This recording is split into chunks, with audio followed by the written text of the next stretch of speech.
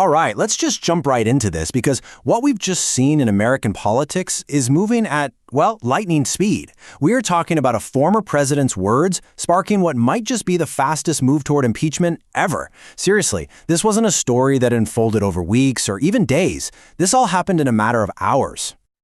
And these are the words right at the heart of the whole thing. This one sentence, posted on social media, is the direct cause of this entire political firestorm. Whether you think he meant it literally or it was just some extreme rhetoric, the very idea that the Constitution itself could just be terminated is what set off every single alarm bell in Washington. And the reaction? Wow. It was immediate. We're not talking about days of back and forth debate here. Impeachment papers were actually being drafted within hours of these comments going public. And that incredible speed, that tells you everything you need to know about how seriously his opponents are taking this.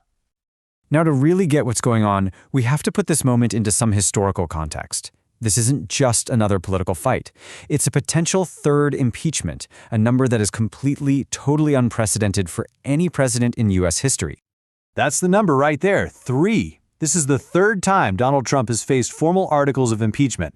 And when something happens 3 times, you have to stop and ask, are these just random, isolated events, or are we seeing a pattern here? For Democrats, the answer to that question is crystal clear. And what's really fascinating here is how the focus has shifted. The first 2 impeachments, they were about specific actions, a phone call, a riot. But this third attempt, it's different. It's not about an action. It's about the former president's stated relationship with the very document our democracy is built on. For his critics, this isn't about something he did. It's about the very foundation of the presidency itself. So you might be wondering, how did this all happen so incredibly fast? Well, it's not just about anger. There's actually a specific congressional tool being used here. The person pulling the lever is Representative Al Green of Texas, and he's using a procedure that's basically designed to force everyone's hand. He's using something called a privileged resolution.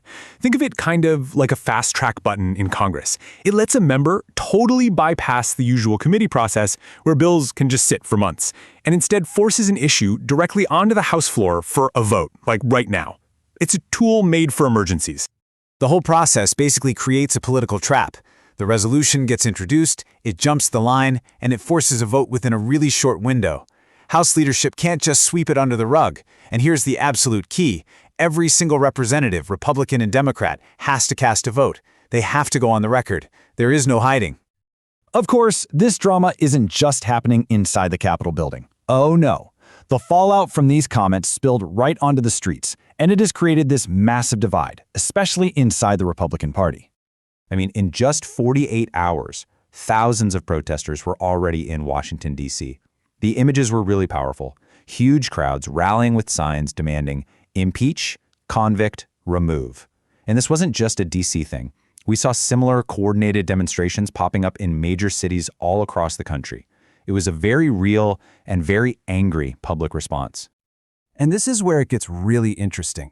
Top Republicans were quick, really quick, to condemn the words. They used incredibly strong language, calling the remarks un-American, even an anathema. But look at the other side of this. When the conversation switches from the words to the action of impeachment, the tone changes completely. All of a sudden, it's about needing context or letting the process play out.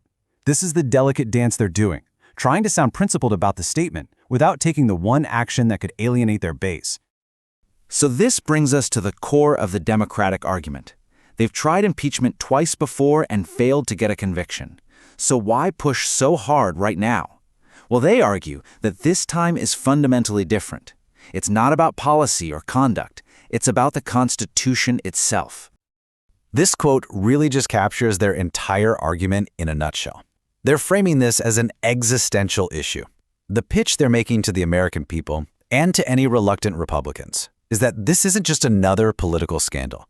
It is a direct challenge to the rule of law and the very framework of the entire country. But here is the massive challenge they're up against. Something people are calling Trump fatigue. After years of nonstop controversy, the public is just tired. While their base is absolutely fired up and the opposition is completely dug in, a lot of independents are just exhausted. So the entire Democratic strategy hinges on convincing these worn-out voters that this time, this controversy is uniquely dangerous and that it's actually worth their attention. And that is a very, very tough sell. Okay, so with all this chaos, all this noise, where does it all actually go from here? Let's take a look at the procedural road ahead and some of the bigger questions this whole situation forces all of us to confront. So, the very next thing that has to happen is that House vote on the privilege resolution. They simply can't avoid it. If that moves forward, then we'd see a full debate. But let's be realistic. Even if Trump gets impeached again in the House, the case then goes to the Senate, where a conviction is highly, highly unlikely without a major shift in Republican support. And here's the simple math that shows you why. Impeaching in the House, that only takes a simple majority. It's possible. But conviction in the Senate requires a 2/3 supermajority. That is an incredibly high bar to clear in today's political world. We've all seen this movie before, and it has always ended with an acquittal. So, at the end of the day, this whole thing boils down to the huge debate that experts are having right now.